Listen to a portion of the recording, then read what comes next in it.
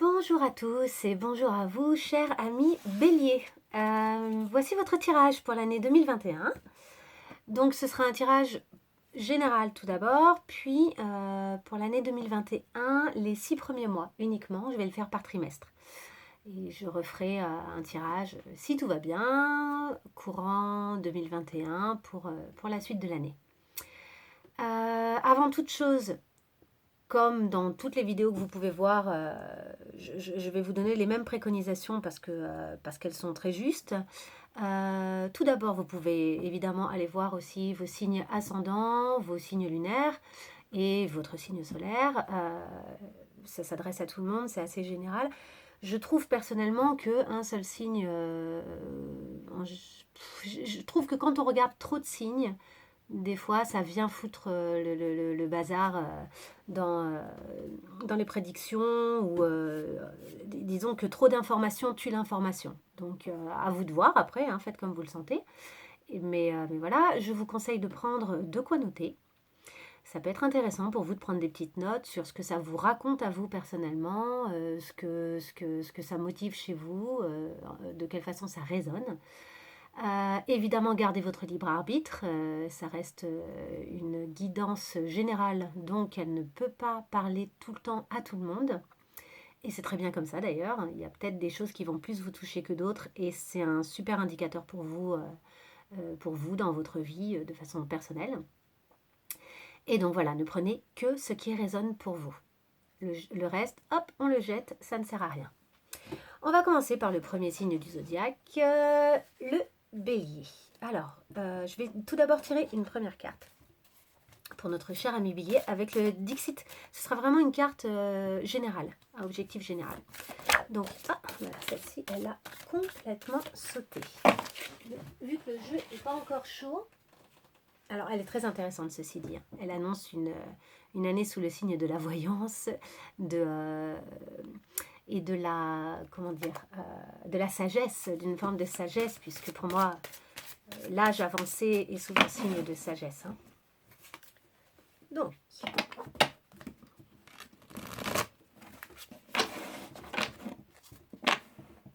voilà. Allez, il y en a d'autres qui se retournent. Ah, celle-ci, elle est super. Alors, c'est marrant, on retrouve le... je vérifie quand même s'il y en a une autre qui se retourne. On retrouve un petit peu avec ce dessin ce qu'on avait juste avant avec cette boule de cristal. Tout d'abord le rond, le côté sphérique, évidemment. Cette sphère qui est très intéressante, qui parle de l'infini, qui parle du renouveau, qui parle de la roue de fortune notamment. Le fait que les choses ont un sens, qu'elles continuent, qu'elles se transforment, etc. Et moi, ce que j'aime particulièrement dans cette image, c'est que, alors qu'on devrait voir le fond du puits très obscur, etc., de toute évidence, le ciel ce jour-là est très beau et il se reflète dans l'eau du puits. Et en fait, au lieu de l'obscurité, on voit quelque chose de très lumineux, de beau. Il y a des nuages, mais on sent qu'il fait bon. On sent que ces enfants, ils sont à l'abri, quoi, à l'abri des soucis et qu'ils ont une certaine chaleur qui vient sur eux. Donc, c'est un très joli présage et une très jolie image pour 2021. Après l'année qu'on vient de vivre, celle-ci, elle est plutôt agréable. Elle est très sereine. C'est deux enfants qui jouent probablement. On est dans une forme de sérénité, de naïveté, etc., qui est très agréable. Puis c'est pas de la naïveté bête, c'est de la naïveté parce qu'on vit à l'instant présent. Donc c'est une très jolie carte. Ok, on va continuer. Je vais vous faire le tirage général à partir d'arcanes majeures uniquement. Et ensuite, on passera à la suite. Avec, cette fois-ci, je suis un peu enrhumée, je suis désolée. Avec des arcanes mineures pour la suite. Donc je vais tirer 8 cartes. Il y en aura une qui... En fait ça va vraiment être un tirage général, vous allez voir. Donc.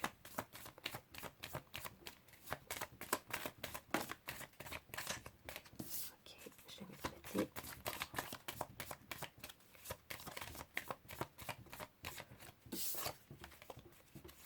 Si elle doit ressortir, elle ressortira. Je l'ai remise parce que c'était tôt. J'ai envie quand même que ça se remue, que ça se... Mais c'était l'empereur, pour ceux qui veulent savoir. C'est l'empereur qui est sorti. Qui est une carte super intéressante de stabilité. Et ici, le chariot, c'est la vitesse. Donc, on a eu l'empereur et le chariot. Le chariot, c'est la vitesse, c'est l'engagement, c'est le mouvement, c'est toutes ces choses-là. Donc, l'empereur, ça peut être la rigidité, mais c'est aussi tout ce qui est structure, tout ce qui est organisé, tout ce qui est solide, tout ce en quoi on peut avoir confiance. Donc, c'est des belles choses. Allez, je vais couper.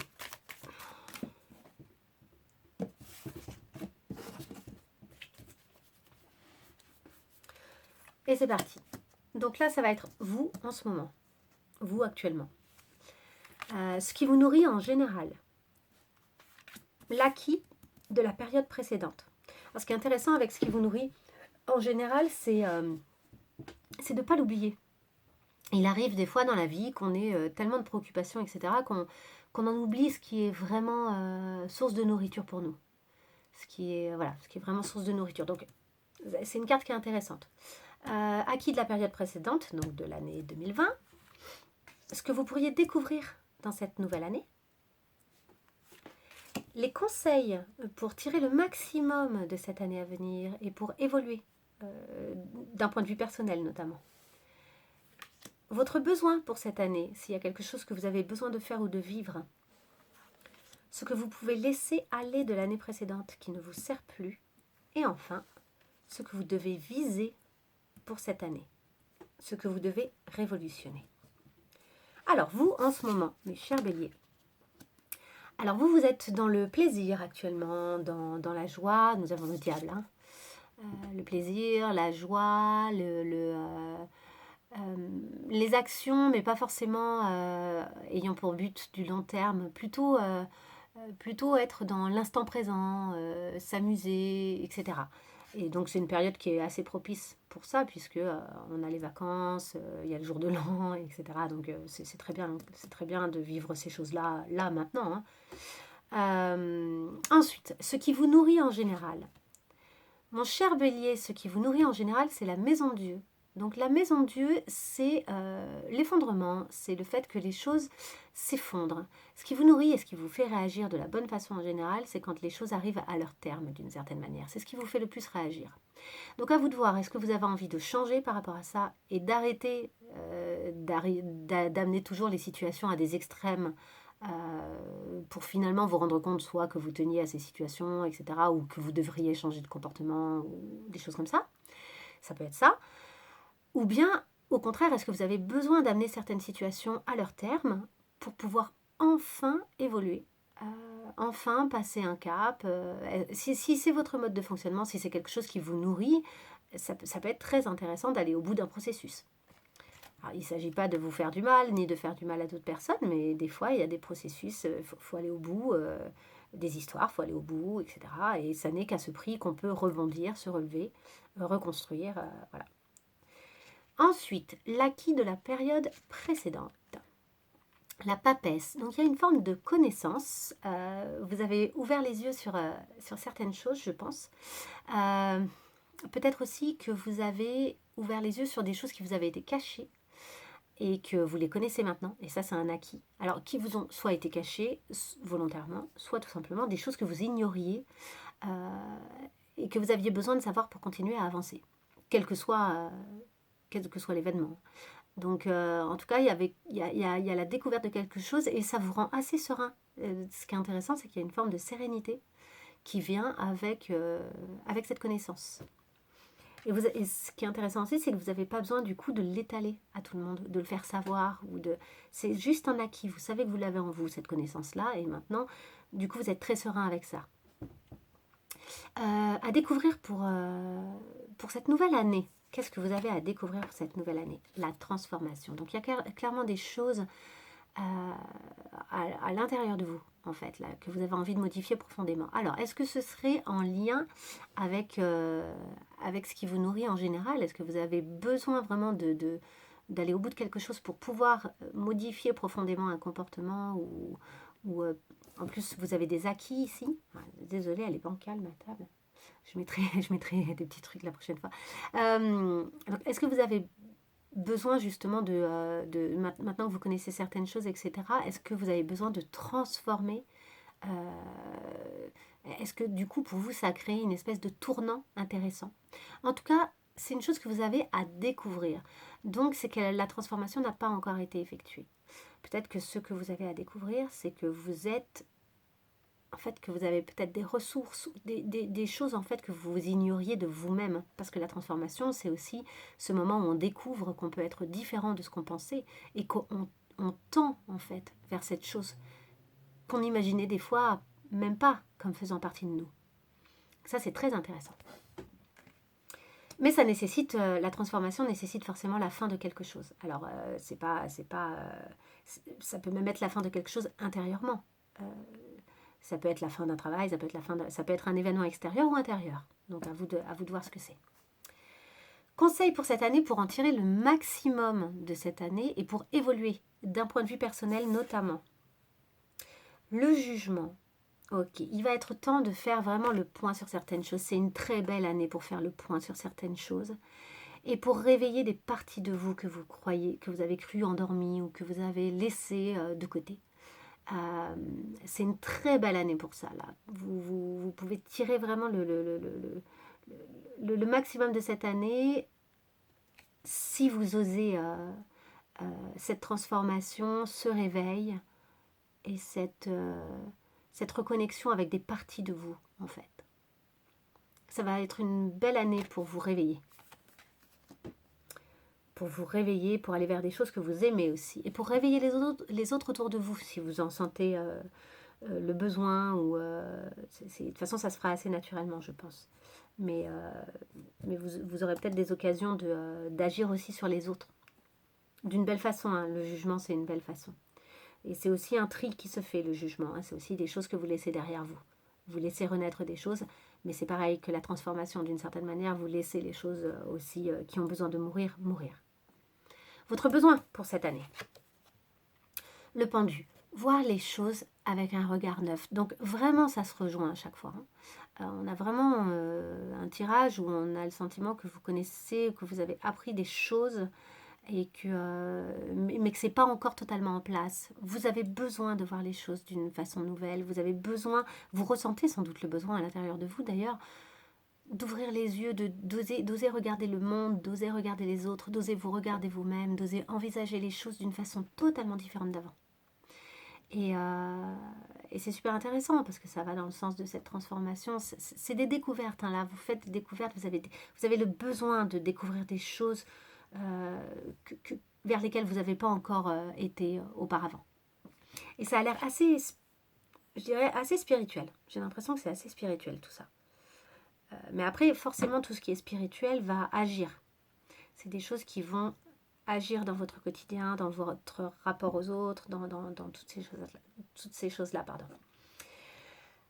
Ce que vous pouvez laisser de l'année précédente, ce dont vous n'avez plus besoin, le chariot, de foncer à tout prix, d'être dans la conquête. Vous n'avez plus besoin de ça. Donc c'est pour ça que je vous dis, on est vraiment dans quelque chose de spirituel.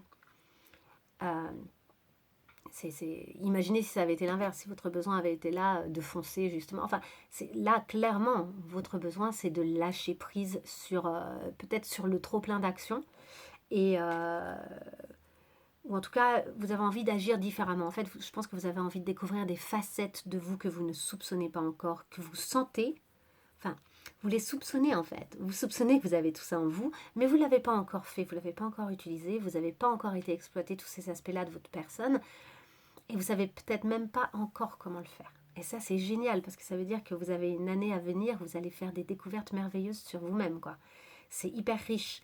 Et du coup, sur vos relations avec les autres, enfin, évidemment, ça a des incidences à tous les niveaux, sur votre façon de travailler, sur la façon dont vous vous foutez la pression, peut-être. Est-ce que vous vous mettez la pression régulièrement? Peut-être que vous allez modifier des choses profondes comme ça. Votre rapport avec votre famille, vos amis, enfin... De toute façon, dès lors qu'on pose une vision différente sur la vie et sur la façon d'aborder la vie, ça modifie absolument tout. Enfin, ce que vous devez viser. La lune, vous devez viser la lune. Ah, c'est super joli. Eh ben oui, viser la lune. Alors, ce qui est intéressant là, c'est viser la lune, c'est-à-dire viser d'une certaine manière l'impossible, hein.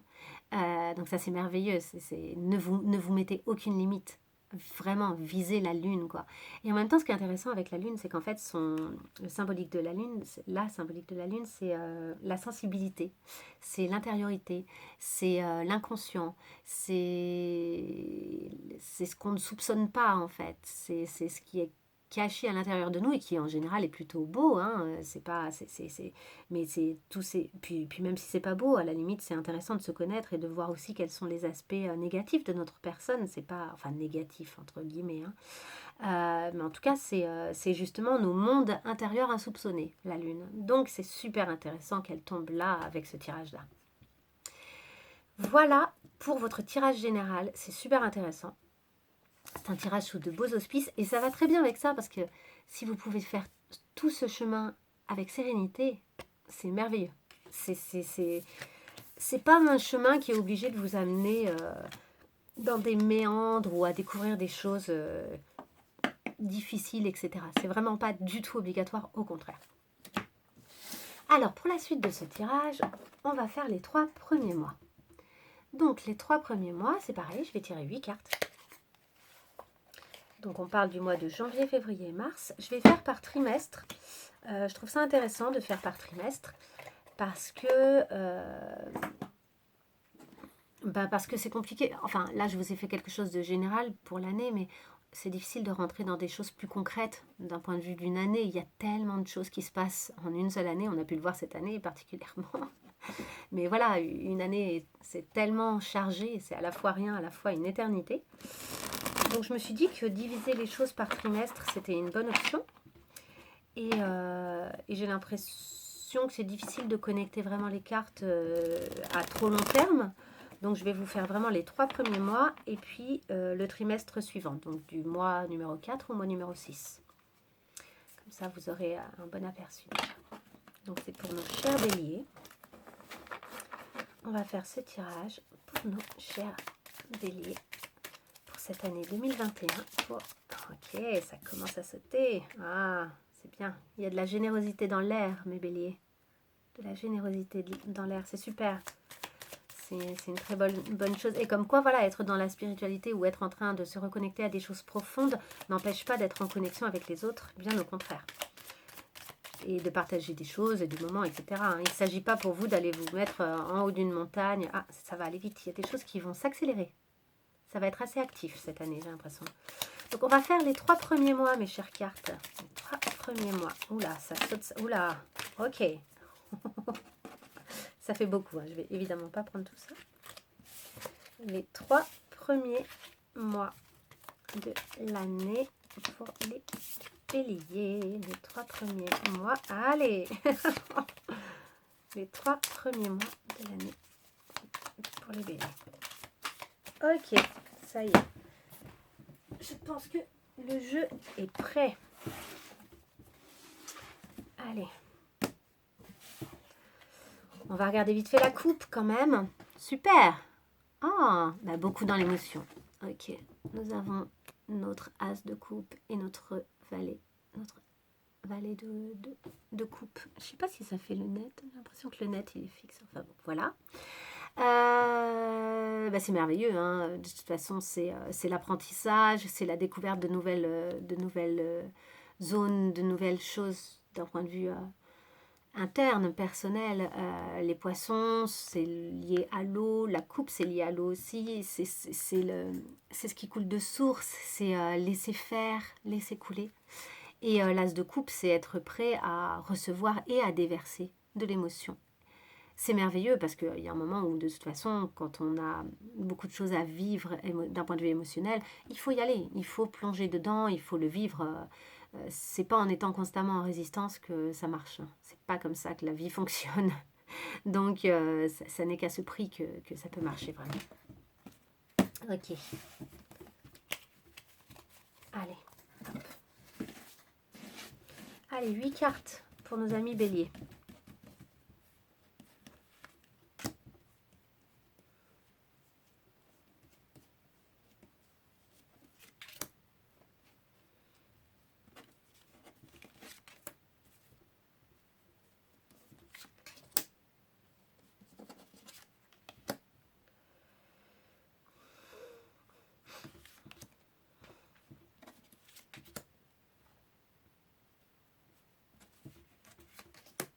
Voilà. Donc, attendez, je fais juste une petite pause et je vais mettre une cale. Voilà. Normalement, c'est bon. Ça ne bouge plus. Super. Donc, chers amis béliers, ici, nous avons le travail, l'amour, le développement personnel, le matériel. Et ici, à chaque fois, nous avons un conseil pour bien répondre à ce que chaque domaine va vous amener, à ce qui va advenir dans chaque domaine pour les 3 premiers mois. Donc, hop, le travail. Le travail, c'est l'empereur. Bah, super, c'est celui qui est sorti tout à l'heure. Donc, comme quoi, on le retrouve. Notre cher empereur, que voici. Donc, l'empereur, c'est clairement la constance, la sécurité, le fait que les choses soient bien faites, etc. etc. Cette notion que oh, les choses sont carrées, elles sont comme elles doivent être. Donc, ça peut être aussi l'autorité.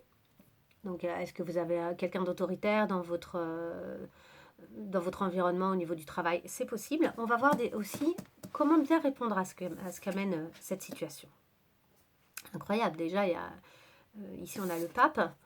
Et alors c'est marrant parce que directement vous sortez des arcanes majeures. Donc le travail, ça va être un élément très important pour vous cette année. Le fait que ce soit des arcanes majeures, 2 arcanes majeures, c'est quand même... Le pape, c'est super intéressant parce que le pape, c'est l'enseignement sacré. Donc décidément, cette année, vous allez avoir affaire à l'enseignement sacré et vraisemblablement, quelles que soient les choses qui vont se passer au niveau du travail, soit vous allez vous trouver vraiment bien, très ancré. Il y a 2 possibilités en gros. Hein. Soit c'est vous qui êtes cet empereur et vous êtes hyper stable et vous avez trouvé des choses qui justement sont liées à ça, peut-être un enseignement sacré qui vient peut-être de l'extérieur, de ce que vous avez à faire comme travail personnel et qui vient enrichir votre rapport avec vos collègues ou votre façon de concevoir votre travail, etc. Donc soit c'est vous l'empereur, soit c'est quelqu'un d'autre avec qui vous travaillez et qui dans ces cas-là peut être soit autoritaire, etc. Donc ça peut être aussi quelqu'un sur qui vous pouvez compter au niveau du travail. Dans ces cas-là, c'est de la stabilité et peut-être que ce qui est génial, c'est que ça vous permet d'exprimer justement toute une part de vous. Toute cette part d'enseignement sacré, de relationnel, d'évolution spirituelle, etc. qui peut...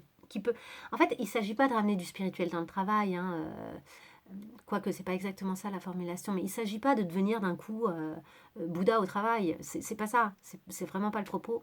En revanche, je pense qu'on peut modifier profondément ses relations professionnelles et sa façon de vivre son travail au quotidien pour en faire quelque chose qui nous rend heureux. Et ça passe notamment par notre façon de concevoir les choses. C'est très spirituel. Du coup, voilà, du coup, cet empereur, ça peut aussi être quelqu'un qui, pour le coup, est trop autoritaire, etc., et qui serait extérieur à vous. Et dans ce cas, il n'empêche que vous allez peut-être en retirer un grand enseignement dans votre gestion du conflit, dans votre gestion de la relation, ou bien dans votre capacité à prendre du recul, voire même à partir. Dans tous les cas, vous allez grandir euh, grâce au travail et dans le travail. Ça va s'exprimer au travail, il y a des choses, le travail va être une occasion pour vous de grandir sur tout ce qu'on a vu tout à l'heure d'un point de vue spirituel. Et particulièrement là, les 3 prochains mois, hein, donc c'est là, quoi, ça va commencer bientôt. Hop, pardon. Ça va commencer très bientôt. On continue. En amour, cher bélier. Ah, en amour, vous avez des croyances. Vous avez des croyances limitantes. Ou quelqu'un autour de vous a des croyances limitantes. Avec notre 8 d'épée. Le 8 d'épée, ce qui est marrant, c'est que c'est... on voit bien qu'en fait, elle n'est pas attachée très fort, cette femme, et qu'à peu de choses près, elle pourrait retirer ses liens. En plus, elle a des lames insérées à côté d'elle. Elle pourrait très bien se frotter rapidement à une lame et le lien serait retiré, en fait. Donc, il y a comme une volonté de sa part de continuer à rester emprisonnée. Donc, voilà. Et qu'est-ce que... Ok, et il y a une part d'indifférence. Donc, alors il y a plusieurs possibilités. Soit quelqu'un autour de vous a des croyances limitantes et vous, ça vous amène à être dans une forme d'indifférence. C'est trop pour vous, ça vous fatigue, ça vous intéresse pas en fait. Et vous vous éloignez. C'est une grande possibilité et je pourrais comprendre à un moment que des croyances limitantes de quelqu'un d'autre soient fatigantes. On n'est pas obligé de travailler pour l'autre, quoi, en fait. Il y a un moment, c'est à chacun d'entre nous de travailler sur ses propres croyances et sur le fait d'évoluer. Et des fois, c'est trop compliqué d'aider quelqu'un d'autre et de soutenir et de soutenir et d'aider. Et dans ces cas-là, il y a une forme d'indifférence qui se met en place, mais qui est une protection. C'est pas quelque chose d'absolument négatif, l'indifférence. L'indifférence, c'est aussi le moment où on décide que la priorité, c'est nous. Et donc, ça peut être une très bonne chose.